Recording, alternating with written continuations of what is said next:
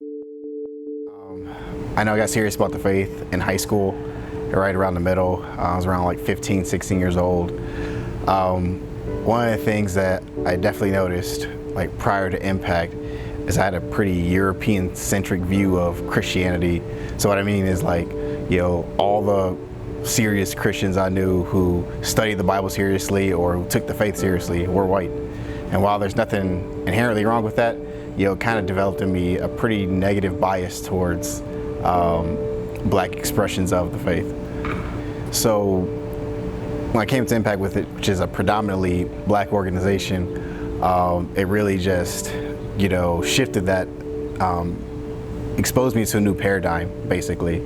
Exposed me to a lot of black people who are taking the faith seriously, who are critically engaging the text of the Bible, who are very serious about just like their walk and how to live life and what does application of the Bible look like in every day. And so that for me was a shift, because it really just shifted my mind to see, wait a minute, there are black people who look like me, talk the way I talk, grew up around the same situations I grew up in, who actually are serious about engaging and studying the faith.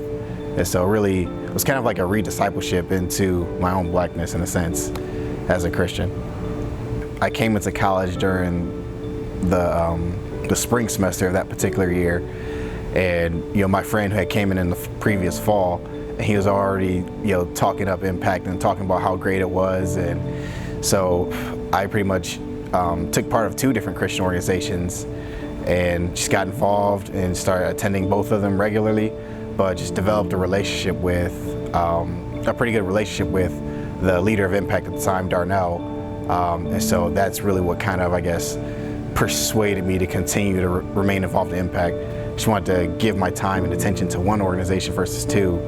And so I started just volunteering, and then eventually started serving as a student leader as the years started progressing.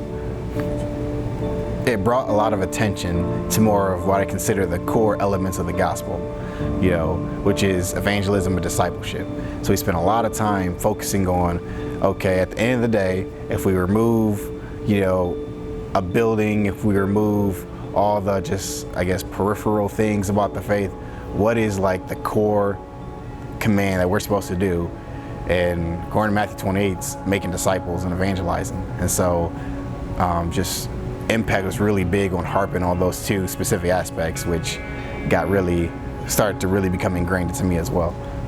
Yeah, so I became an ambassador after I graduated, and pretty much an ambassador is kind of like a guide or an assistant, like somebody who's helping students who are still involved in the college Impact experience, helping them navigate the faith, helping them answer questions that they have, and sometimes engaging in discipleship with them, and pretty much assisting the coach, which is at my time Darnell, in helping to just overall guide spiritually the movement. And it's ultimately just being a resource for students is what my role was. So if you're a student and you're on the fence and you're like, man, I've been to a couple of meetings, maybe I should, maybe I shouldn't, I don't know, I would definitely encourage you just try it out.